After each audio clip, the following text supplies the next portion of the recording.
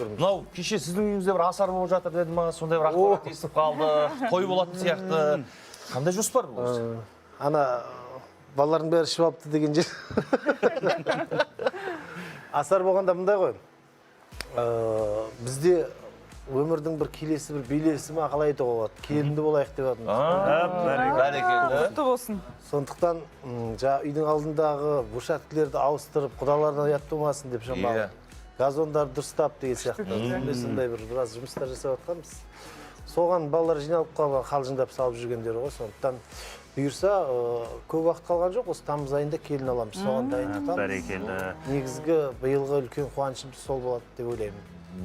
Яғни әулеттен алғаш рет Менің бір түйір Найман болған руынан білесіздер. келін алайын деп жатсыздар деп. Жалғыз бір ұлым білесіздер, 21 жылдан кейін мен қызды болдым. Айсонидің жасы қазір 2-ке келді, ұлым 23-ке келді. Бұйырса Найман елменен құда боламыз деген ниетіміз бар. Енді Өз қалауы ма әлде? Қойдық. Сіздер таңдап бердіңіздер ме? Жоқ, мен семейден ешкім танымаймын ғой мен. Ұзағынан болсын. Сол анау өзінің досы бар, Алланың несі ғой енді, бірге оқитын досы бар еді. Соның үйлену тойына барған кезде, соның туысқан қарындасы екен, сонымен танысып, досына күйеу ала болайын деп жүр ғой сол. Енді қалай дайындығыңыз қалай? Іштей өзіңіз ата болуға Дайындық бар. трико майканы жинап тастаған шығарсыз. Үйде күйеу жоқ енді. Енді білмеймін қалай болар екен. Шорты майканы деп. Дегенмен бәрі әртіс адамдарымыз бізге де үйреніп қалатын шығар. Енді бірақ енді ата деген орны басқаша ғой, келіннің алдында. Сондықтан енді кішкене жиналып, хотя бы жаңа сіз айтқан шортимен жүретін шығармыз. Енді жаңа айттыңыз ғой, бір сөзіңізде 21 жыл күттік деп. Айсонеңіз қалай? Өсіп жатыр ма? Өсіп жатыр ма? Қазір 2-ден асты, бұйырса. Мені білетін тыңдармандардың барлығы, қазір Айсонидің барлығын таниды. Көбісі айтады, Айсони бізден популярны деп, біздің үйге жас әншілер бар. Сондықтан мен айтамын, мені көріп жүрген көрермен енді Айсониді міндетті түрде көреді.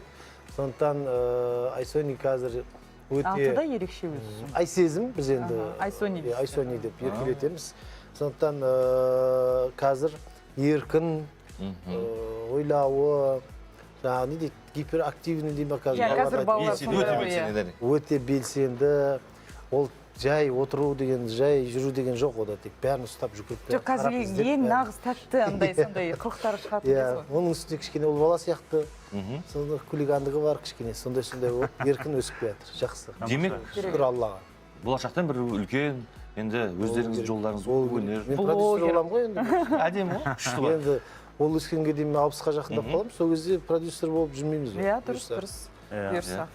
Зарина тәтесі сияқты звезда болса, қасында жүреміз ғой. Рахмет. Продюсер деп жатсыз. Соңғы кездерде парақшаңыздан қарасақ, көбінесе сахнадағы емес, керісінше шаруашылық жақтағы, фазендадағы суреттеріңіз, бейнелеріңіз көбейіп кетті. Топ бет бұрғы. Менде өзі негізі 3 нәрсе ғой, шығармашылығымды салам. Ол қалмайды енді негізі. Сосын Айсониді саламыз, көбінде көрермендерде сұрап қалады. Іздейді, Айсониді салмай кеттіңіз, неге бүйтіп кеттіңіз, неге көрсетпей кеттіңіз деген сияқты. Сосын шаруашылығымды салам. Сол 3 тақырыпта мен жаңағы парақшам жұмыс істеп тұрады деп айтуға болады. Бұл нәрсе деп көптен өзім бір ойымда жүрген нәрсе. Өзім қызғам осы жылқыға, жалпы тауық, қаздар, жаңағы павлин сияқты, қоян сияқты, сондай нәрселерді мен өзім бұрыннан өзім қызығатым. Хоббиіңіз, өзіңіздің? Сондықтан осы бір ағаларымыз, енді бұлай не деп айтсақ екен, ол ағам айтқан жақсы көрмейді, бір жер сыйлаған. Сондықтан бір не қылдым да, бұрыннан ойымда жүрген нәрсені салып 1-2 жылда осы былтырғыдан бастап біз негізгі ол шаруашылықтың жұмысы ол мал бордақылау. Біз сол жерде ет сатамыз. Кәсібік хобби емес, бұл кәсіп. Кәсіп. Шаруашылық. Міне менің өзім тайынан өсіріп жүрген Алау деген атым. Оны да сыйлаған маған бір шәугім шайды бір рет орындағаным үшін осы тайды маған бір шал, үлкен аға шал кісі екен. Бір шәугім шайды айтып кетіп баратқан кезімде қолымнан ұстатты да бет.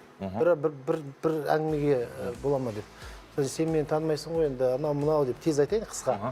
мен сені жақсы көремін, әніңді күнде тыңдаймын, анау мынау деді да, тілектерін білдірді деп, бір шәугім шайды тағы бір рет орында да бір тай алып кетті деп, осыдан 2 жыл бұрын маған осы тайды тай кезінде сыйлаған, мынау қазір уже дөненге қарап тұр. Сондықтан енді өнердің несі ғой, өнердің берекеті дейміз ба, халықтың ниеті дейміз ба, сонымен енді жасалды. Бұл әнді де бағдарламаның соңында айтып бересіз бе? Көрермендер де қандай ән соншалықты тай сыйлайтындай деп қазір сондай сыни көзқараспен қарайтын көрермендер бар ғой. Қазір менің репертуарымда ең белгілі әндердің бірі болып тұр. Жақсы. Енді бір өнер ортасында, сол анау фазенда сыбарлардың арасында, байлардың арасында бір әңгіме бар.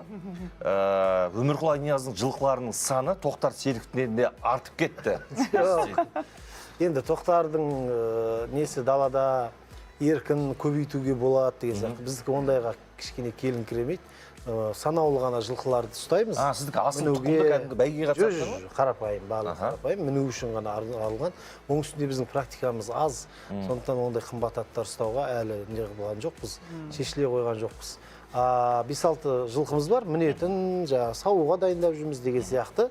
Негізінен жаңағы Бордақыдағы жылқылар бір келіп, бір кетіп, сөйтіп сол негіз айналып тұр. Әдем.